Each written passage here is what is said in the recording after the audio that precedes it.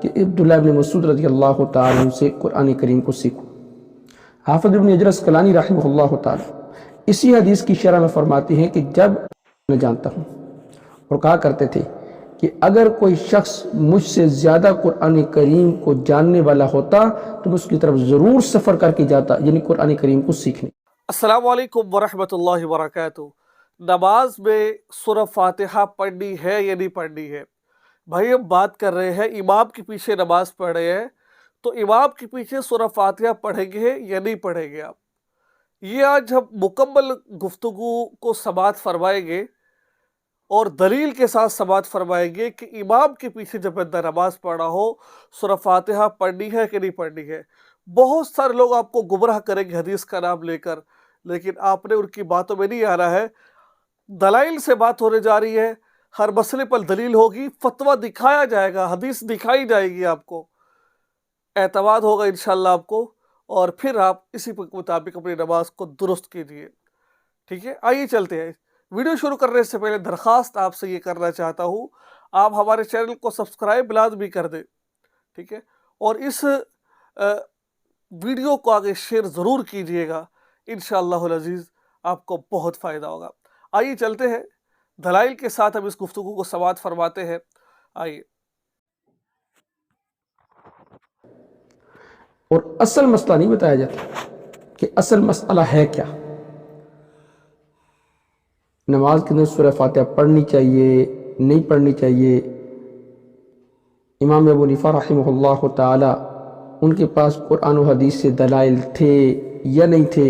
ایک پروپیگنڈا کیا جاتا ہے کہ دیکھیں جی یہ تو حنفی نماز پڑھتے ہیں، قرآن و حدیث کی مخالفت کرتے ہیں، اور یہ محمدی نماز نہیں پڑھتے۔ اب بات کو سمجھیں، دیکھیں نماز پڑھنے والے وہ تین قسم کے افراد ہیں۔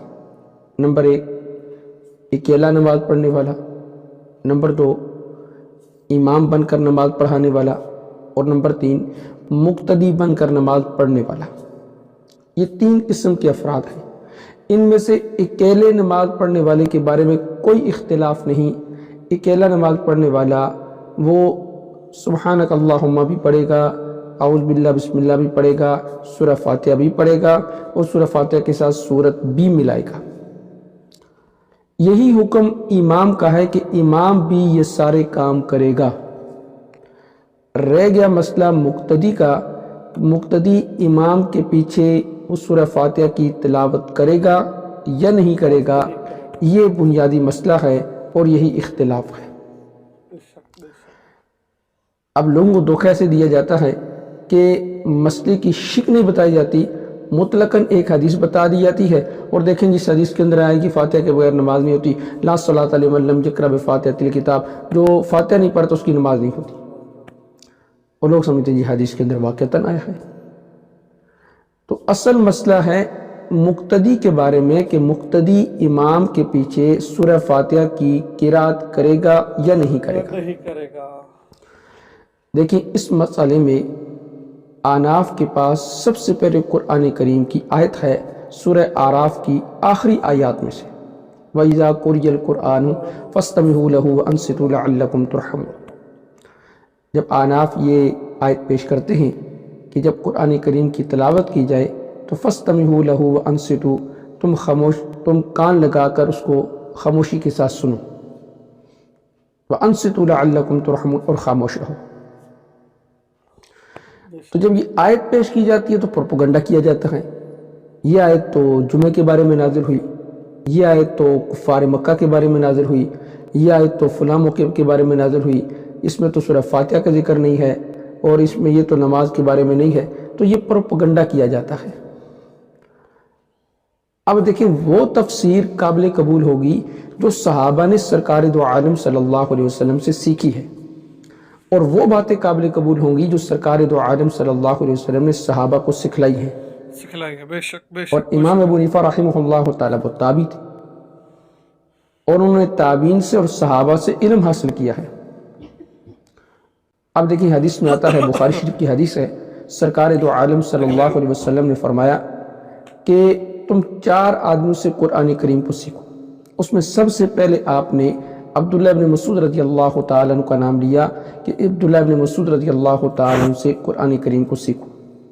حافظ ابن حجر اسقلانی رحمہ اللہ تعالیٰ اسی حدیث کی شرح میں فرماتے ہیں کہ جب میں جانتا ہوں، اور کہا کرتے تھے کہ اگر کوئی شخص مجھ سے زیادہ قرآن کریم کو جاننے والا ہوتا تو میں اس کی طرف ضرور سفر کر کے جاتا، یعنی قرآن کریم کو سیکھنے کے لیے۔ اس کا مطلب یہ ہے کہ عبداللہ ابن مسعود رضی اللہ تعالی عنہ وہ قرآن کریم کو سب سے زیادہ جاننے والے تھے، اور سرکار دو عالم صلی اللہ علیہ وسلم نے بھی فرما دیا جو بات تمہیں عبداللہ ابن مسعود کہہ دے فرما اس کی تصدیق کرو۔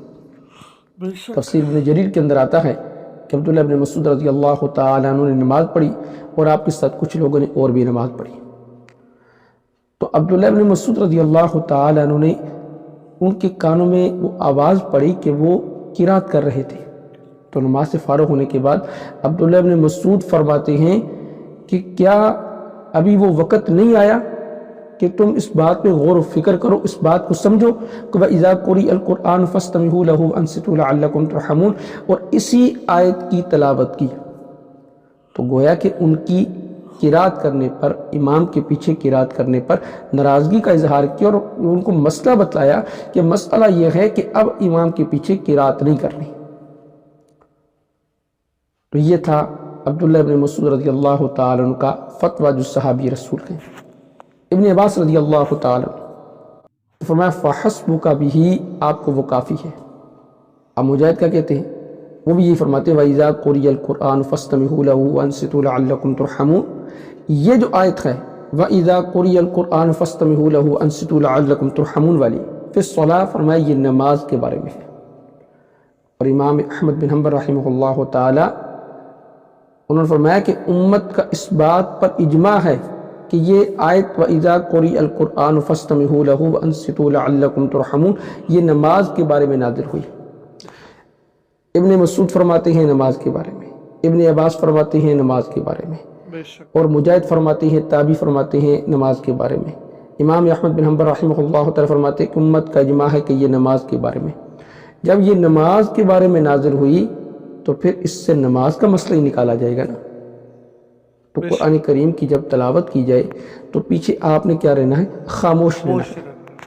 بھائی اگر چلے تھوڑی دیر کے لیے مان لیتے ہیں کہ کفار کے بارے، بھائی اگر کفار کو خاموش رہنے کا حکم ہے تو مسلمانوں کو تو بطریق اولا خاموش رہنے کا حکم ہونا چاہیے۔ اگر کفار کے لیے یہ ہے کہ وہ قرآن کریم کی تلاوت کے وقت ان کو یہ ہے کہ وہ خاموش رہیں تو مسلمان تو بطریق اولا خاموش رہیں، یا پھر مسلمانوں کو خاموش رہنے کا حکم نہیں ہے۔ تو اس آیت سے ثابت ہوتا ہے کہ امام کے پیچھے قرات یعنی سورہ فاتحہ نہیں پڑھی جائے گی، اور نہ سورہ فاتحہ پڑھی جائے گی نہ اس کے علاوہ کوئی اور سورت پڑھی جائے گی۔ میں ایک مرتبہ درس قرآن دے رہا تھا تو ایک ساتھی نے وہ سوال کیا، کہا جی سورہ فاتحہ الگ ہے اور قرآن کریم الگ ہے۔ میں نے کہا جی وہ کیسے؟ کہتے قرآن کریم میں آتا ہے وَلَقَدْ آتَيْنَاكَ سَبْعًا مِنَ الْمَثَانِي وَالْقُرْآنِ الْعَظِيمِ، ہم نے آپ کو 7 مثانی اور قرآن عظیم عطا کیا۔ اس کا مطلب ہے کہ 7 مثانی کسے کہتے ہیں؟ میں نے کہا جی سورہ فاتحہ کو۔ کہا سورہ فاتحہ الگ ہو گئی اور قرآن کریم الگ ہو گیا، تو قرآن کریم کا حکم الگ ہے اور سورہ فاتحہ کا حکم الگ ہے۔ میں نے کہا اچھا، میں نے کہا قرآن کریم میں آتا ہے تِلْکَ آیات الکتاب وقرآن مبین، کہ یہ کتاب کی آیات ہیں اور قرآن مبین ہے۔ اس کا مطلب ہے قرآن مبین الگ ہو گیا اور کتاب کی آیات الگ ہو گئی، یہی مطلب ہے؟ کہتے نہیں۔ تو میں نے کہا جی جیسے وہاں درمیان میں واو ہے اسی طرح یہاں بھی واو ہے، اگر وہاں فاتحہ الگ ہو سکتی ہے تو پھر یہاں بھی قرآن کریم کی آیات وہ الگ ہو سکتی ہیں۔ تو میں نے کہا اس کا جواب آپ مجھے سمجھا دیں، اس کا میں آپ کو سمجھا۔ اب میں اسے کہتا جی یہاں واو تفسیر کے لیے ہے، فلاں ہے فلاں ہے، اس نے علوم پڑھے ہوئے نہیں تھے، تو لہٰذا میں نے اس کو جھٹکا سا وہ جواب دیا۔ اب اسے یہ بات سمجھ آ گئی۔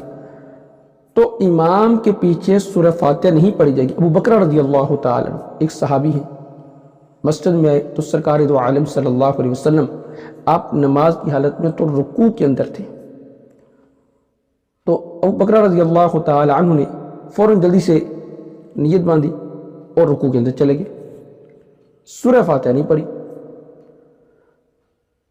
جب نماز ختم ہوئی تو سرکار دو عالم صلی اللہ علیہ وسلم نے پوچھا کہ تم میں سے کس نے ایسا کیا؟ اصل میں انہوں نے کیا یہ تھا کہ جہاں تھے وہیں کھڑے کھڑے انہوں نے نماز کی نیت باندھی، رکوع میں گئے اور چلتے چلتے چلتے چلتے سب کے اندر جا کے شامل ہو گئے۔ تو سرکار دو عالم صلی اللہ علیہ وسلم نے پوچھا یہ بتاؤ ایسا کس نے کیا؟ تو کہا یا رسول اللہ ابو بکرہ نے۔ تو سرکار دو عالم صلی اللہ علیہ وسلم نے فرمایا کہ اللہ تیری حرص کے اندر اضافہ فرمائے، آئندہ ایسا نہ کرنا۔ کیا مطلب؟ یعنی آئندہ نیت باندھ کے رکوع میں جا کے چلنا نہ شروع کر دینا، یہ چلنا نماز کے منافی ہے۔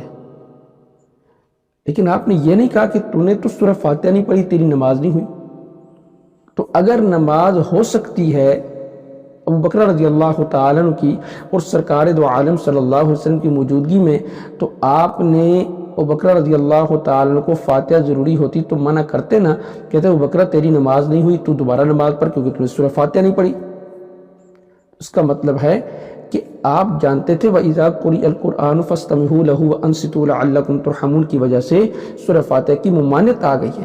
اسی تو عبداللہ ابن مسعود رضی اللہ تعالیٰ فرمایا تھا نا کہ ابھی تک وہ وقت نہیں ہے، تم سمجھے نہیں ہو کہ وَإِذَا قُرِئَ الْقُرْآنُ کو۔ تو یہ پہلی ناظرین آپ نے سنا، یقین مانے آپ کا جو ذہن میں اشکالات تھے، سوالات تھے، یہ ویڈیو دیکھنے کے بعد آپ کے وہ اشکالات اور سوالات آپ کو اس کے جوابات مل گئے ہوں گے، اشکالات ختم ہو چکے ہوں گے۔ دلائل تو بہت زیادہ ہے، عقل مند کے لیے اشارہ ہی کافی ہوتا ہے۔ دعا میں یاد رکھیں، چینل کو سبسکرائب کریں اور اس ویڈیو کو آگے شیئر ضرور کریں۔ السلام علیکم ورحمۃ اللہ وبرکاتہ۔